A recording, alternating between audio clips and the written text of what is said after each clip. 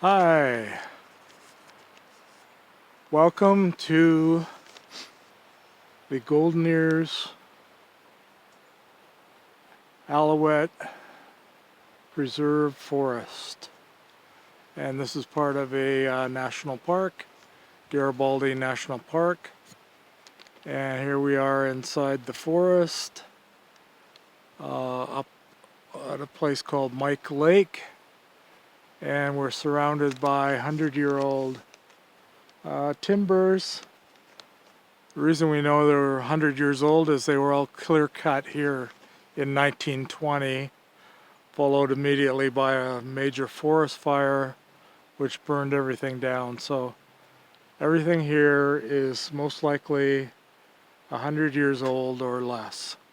So this 2.5-foot stump beside me is probably 100 years old if it started growing as soon as they clear cut. I'm not sure if they reforested. I sincerely doubt that they did at that time, as they weren't into reforesting, but it's definitely been reforested and looks great.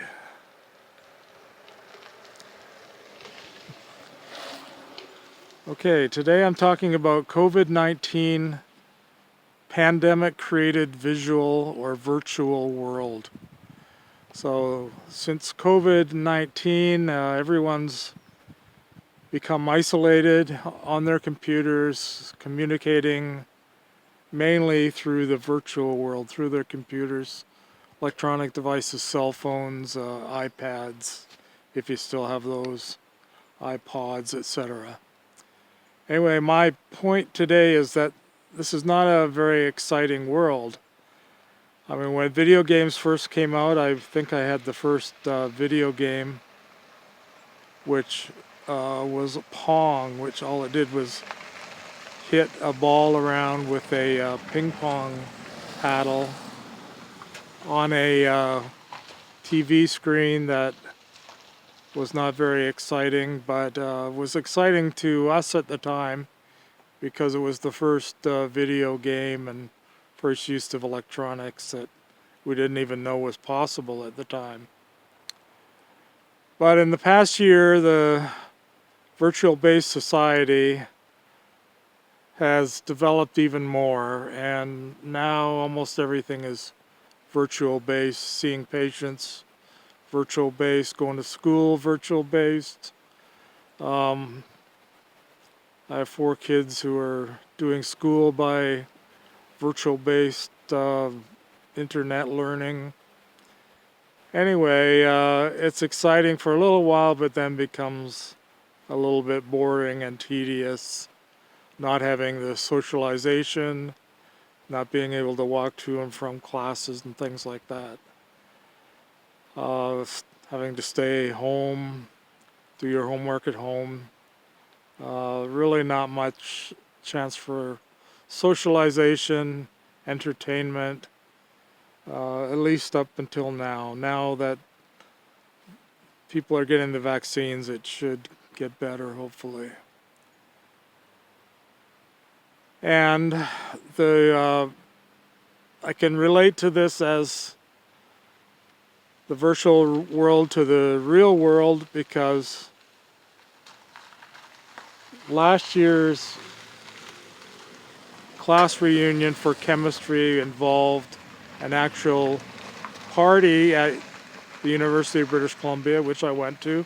Spent the day there, wine and cheese and dinner and hors d'oeuvres and all of that stuff. So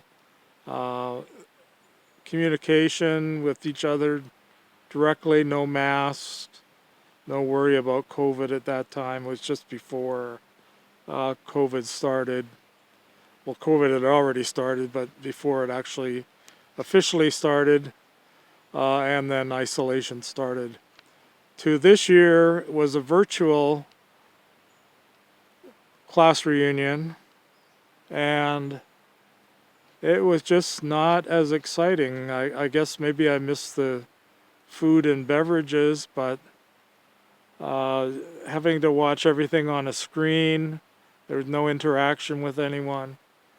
And there were so many people there that you could not interact at all with either the lecturers or the host or anyone else. So that turned out to be fairly monotonous and not too exciting, like I said.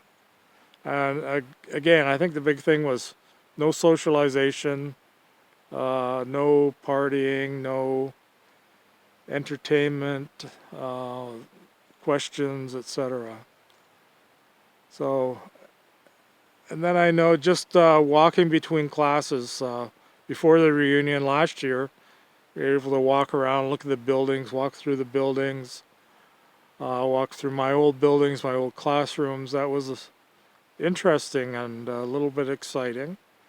But staying in front of a computer screen, not being able to move, was not so exciting. So I would say after a while the virtual world gets a little boring and we need to get back to the real world, the real socialization world. The other thing I note is in my research and review of the literature that depression and suicide rates have skyrocketed since the pandemic, COVID-19. And some of it may have to do with what I described in a previous lecture of the mean, massive epidemic, encephalopathic nightmare, mean, M-E-E-N. Maybe due to that, encephalopathy by the virus can lead to neurological changes and alterations in brain activity, which can lead to depression, just organically, not the reactive type depression, but just plain old organic with slowing down of the brain cells, metabolism of the brain. That can be defined as depression, but secondarily is also the reactive depression of being isolated for a year and a half now almost, being withdrawn from society, not being able to work, not being able to go to class, not being able to socialize with your friends, to party, to meet relatives, to go for dinners out, and things like that. That's called reactive depression, where that would depress anyone because it's a reaction to the situation. Anyway, I guess my moral of this story is that everyone should get their shots so that we can get over this pandemic and get back to normal. And hopefully that should reverse most of the depression. At least the reactive depression should improve a lot. The actual organic depression, if there's no more infections going on, then that should improve as well. I do note that the mean syndrome that I coined about a year ago, after all the riots and looting and chaos that were happening in mainly the U.S. large cities, that this hopefully will go away, and some of it may have been caused or contributed to by this mean syndrome, the encephalopathy that goes along with the COVID-19 viral infection.